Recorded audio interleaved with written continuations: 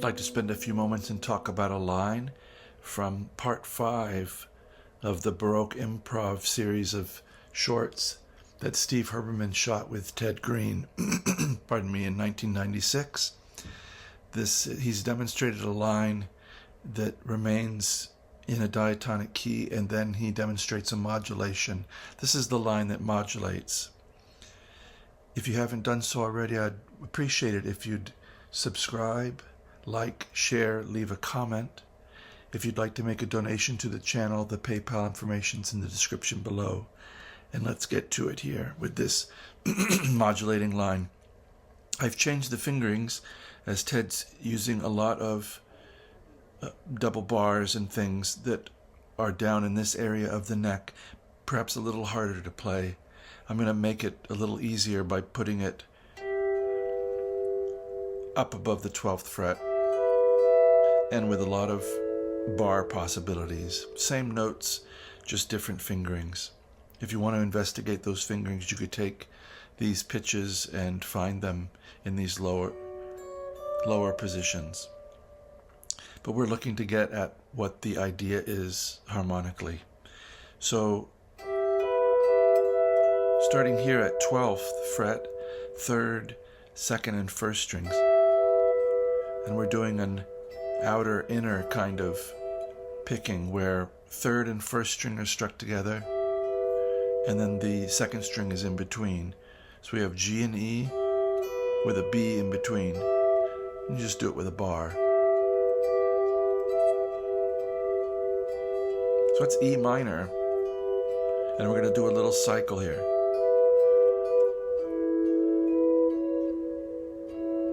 And here we grab this E and A before going to an upper voice C sharp. So this is 14, 14, 14. So this E and A, 4th and 3rd strings, 14th fret. And we dip in for a melodic neighbor, which is underneath. So that would be 16th fret. And back to C sharp at the 14th.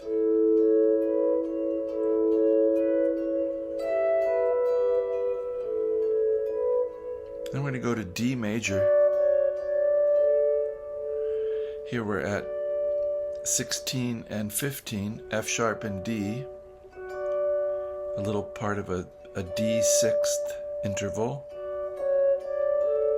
And he's going to back and forth with that C sharp, 15 and 14,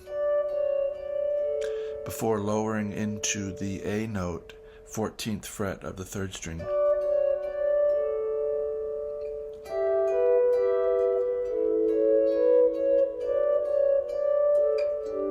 Now we're going to go D and G, which is going to be part of a little G chord. So we're cycling E minor, A, D, G.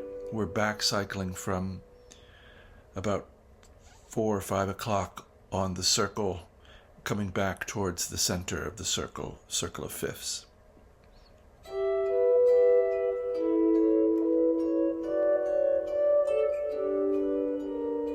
And we dip into this lower neighbor, D and G, 12 and 12, with B natural on the 12th fret. And we use this A sharp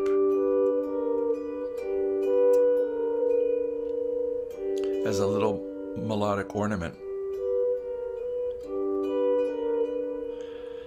So this is going from 12 to 15 and back, 2nd and 3rd strings. So just little chords.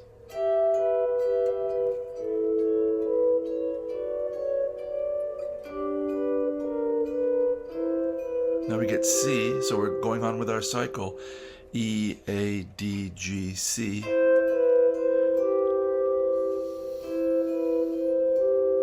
So here's E and C, a 6th,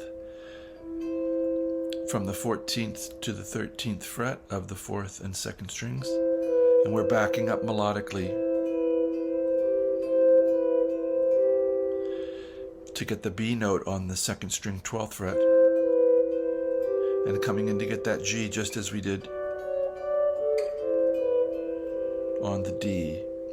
So this is where, in these kinds of lines, if you took, you might continue it down and see what else you find. Depends on where we want to go. And try to find its cousins and neighbors and complementary partners here. So that's our C. Then he initially goes somewhere else. I'm going to continue on with what he stops and then restates, because it does make this line make sense.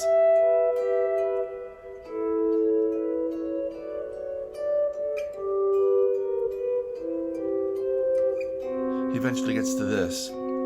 This is a diminished chord built a half step above 5, basically. 5 in this case is going to be B7, because we started in E minor. So we're looking to get to E minor eventually, which he does later on in the clip. So here, this is 10 and 11. It's a C natural and an F sharp with an A on the 10th fret of the 2nd string. And we're dipping into the 3rd string melodically. G, F sharp. So C, F sharp, A, G, F sharp. We strike those together. So we've had little groups of fourths underpinning things.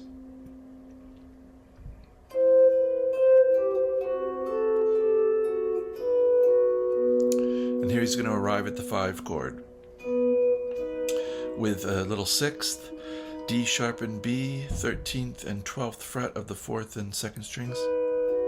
And we fill in the other notes of that triad.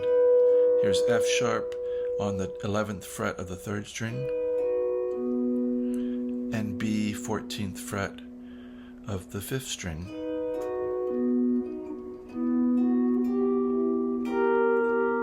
Then you're going to hear him going to a diminished that's built a half step below B. So it's as if it's gone E minor to A, to D, to G, to C, to a half step above 5 to 5, and then half step below 5 to 5, and then to E minor is where it's going to end up. So we get this B triad, and this is a lovely thing. He's fingering it down here, but I'm going to put it here. So we have B and E together. B and E, F sharp, G, E, 4th string. And then hit both G and A sharp together here. And we could come back down. B, B triad, B, F sharp, D sharp, B.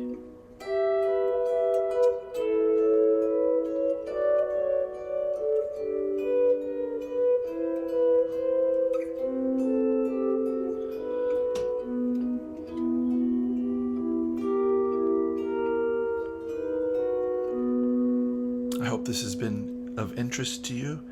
If you've not checked out the Ted Greene Baroque Improv series, parts 1 through 5, you have a treat coming. I hope this finds you well, enjoying your music.